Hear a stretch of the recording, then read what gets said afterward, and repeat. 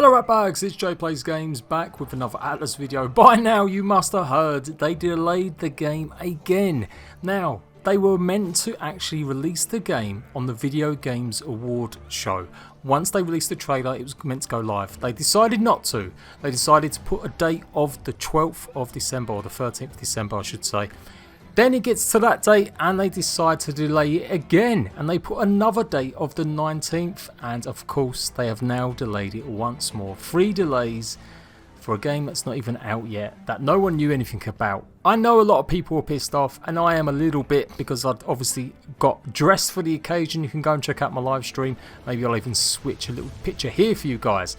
But the full trailer has given us more than enough to go over, and I'm quite impressed by it. There is a lot of systems at play. There is a hell of a lot of information we need to go through. Regardless how you feel about the game, it still looks fantastic, and I can't wait to give this a try.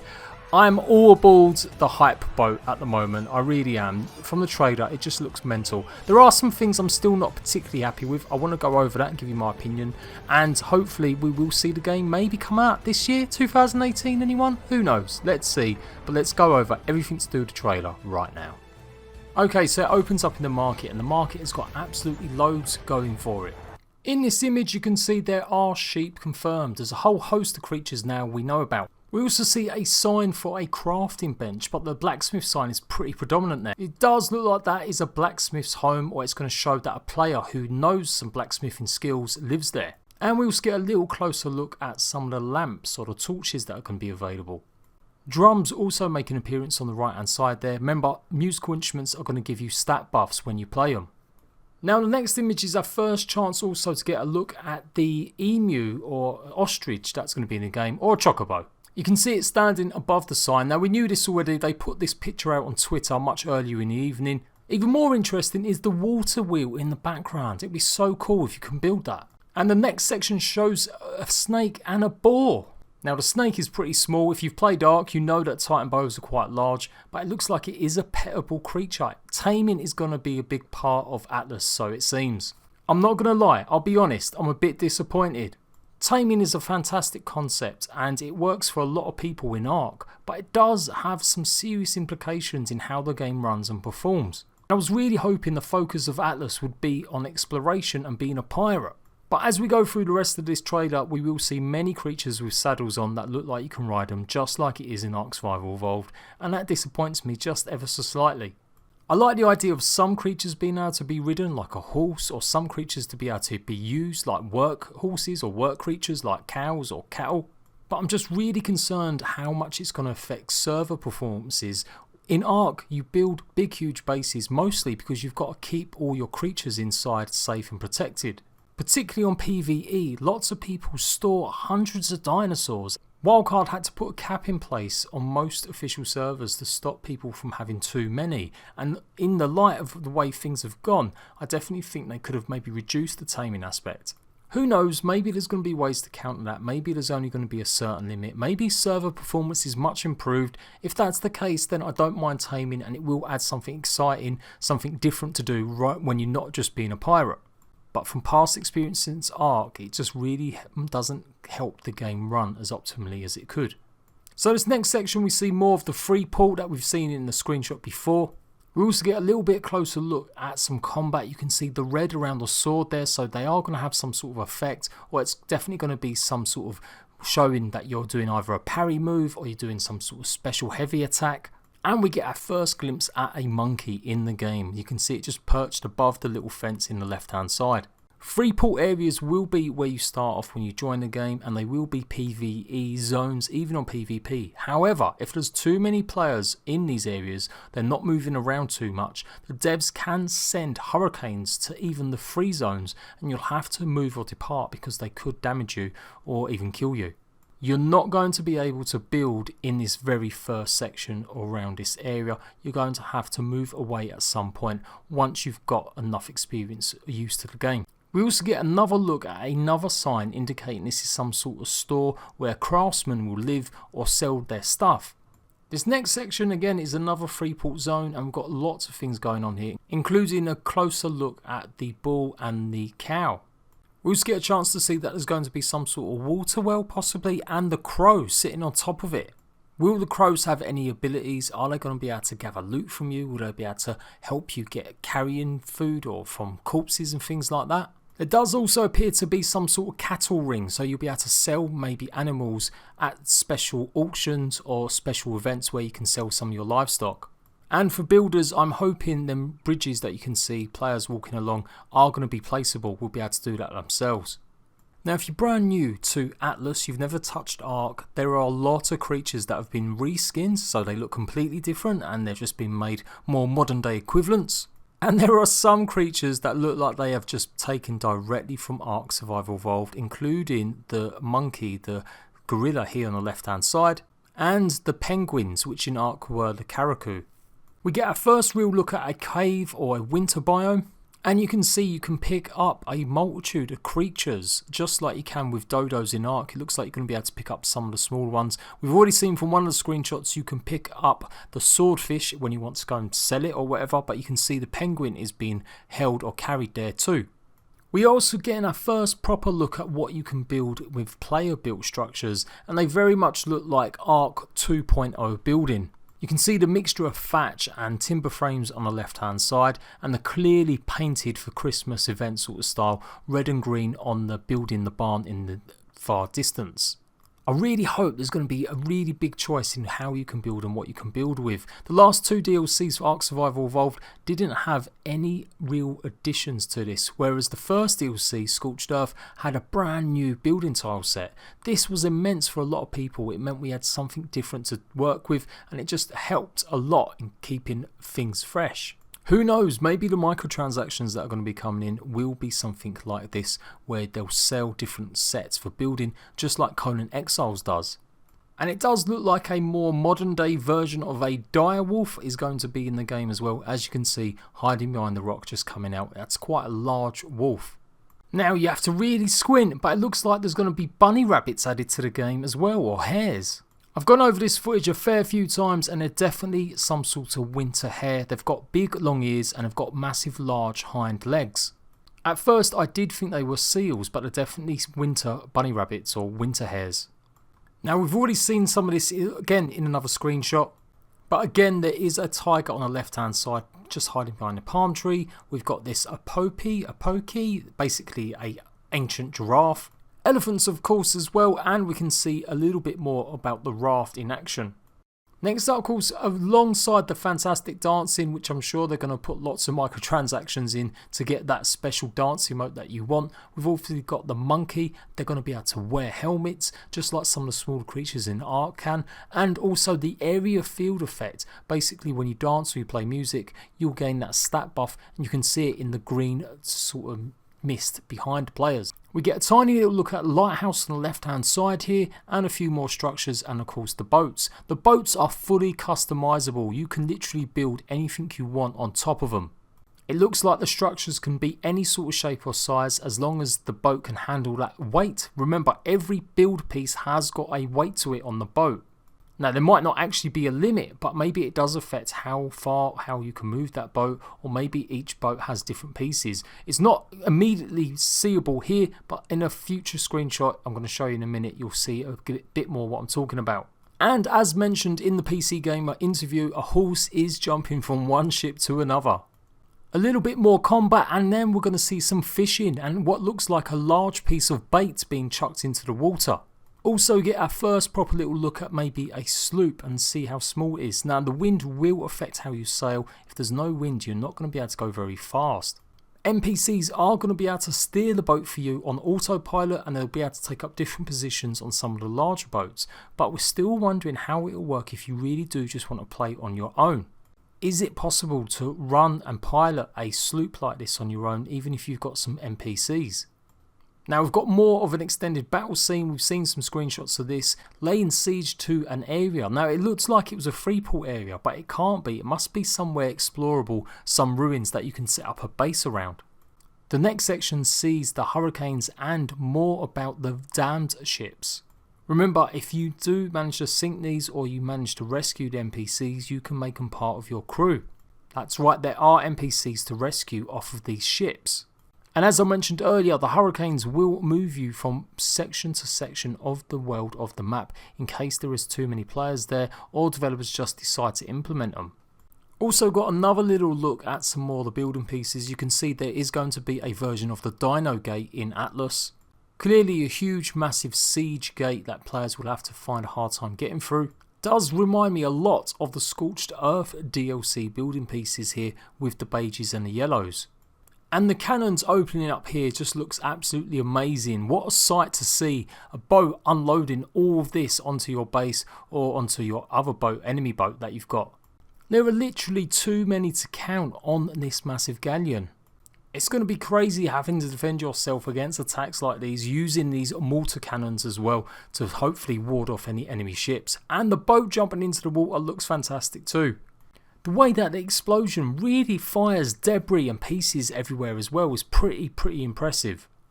Now if you ever played Ark PvP, you know the PvP has never looked like anything it does in the trailers, so it'll be interesting to see how this all pans out in Atlas.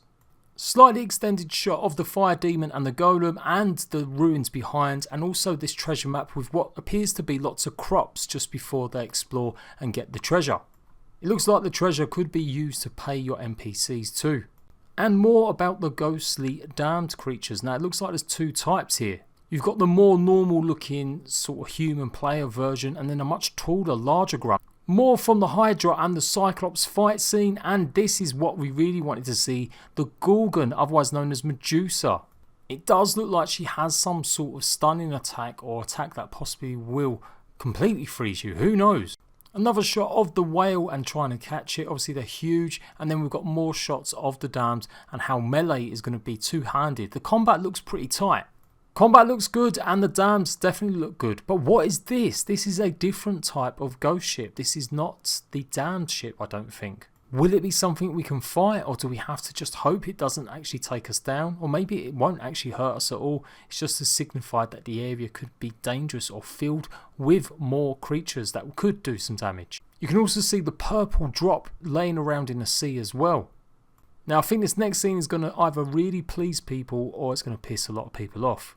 It is the inclusion of dinosaurs. Now there is a new skinned one here. We can see much more feathers on this one. It does look like a UT from Ark.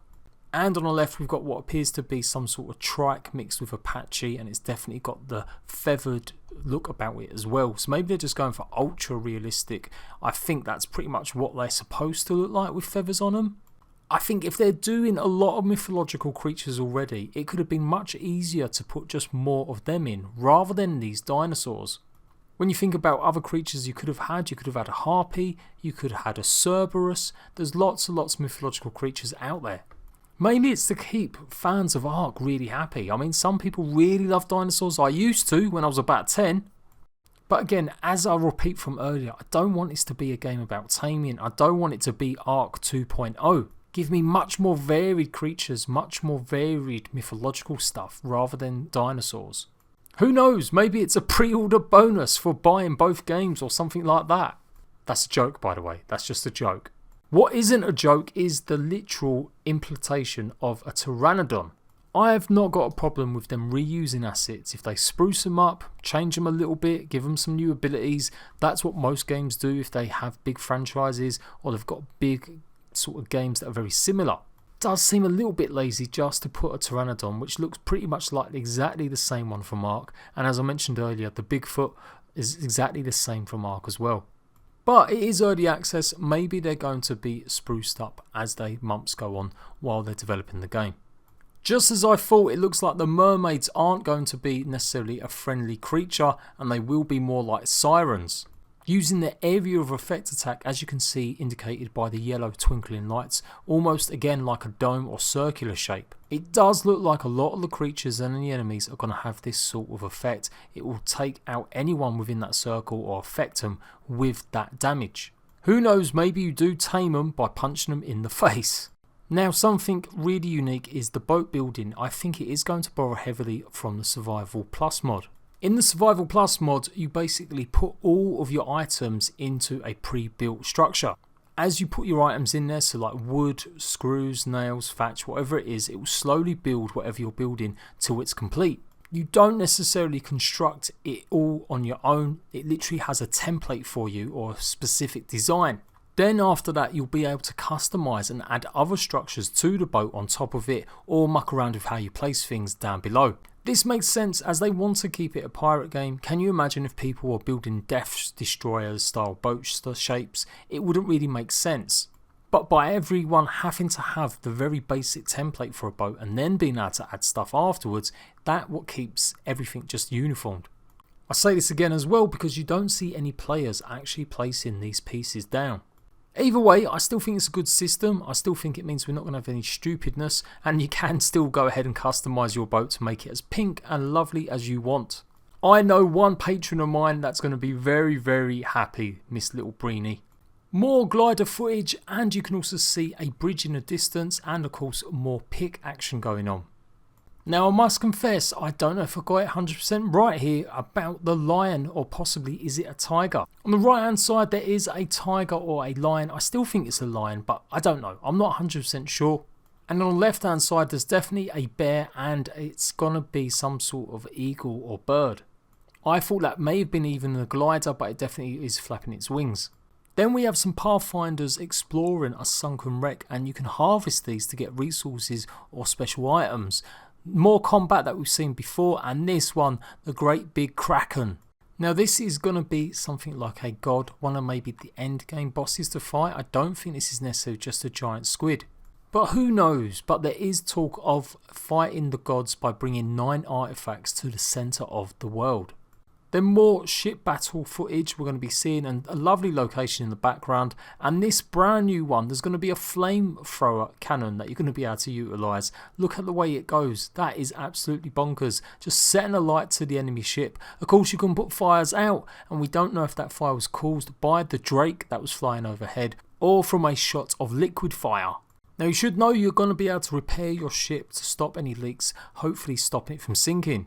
Basically, as long as you've got the materials on you, you will be able to repair any hole that happens. Also have more footage of the hammerhead shark swimming by. And not one, but 2 drakes flying overhead. Remember, these are going to be limited tames. They won't be able to be kept forever.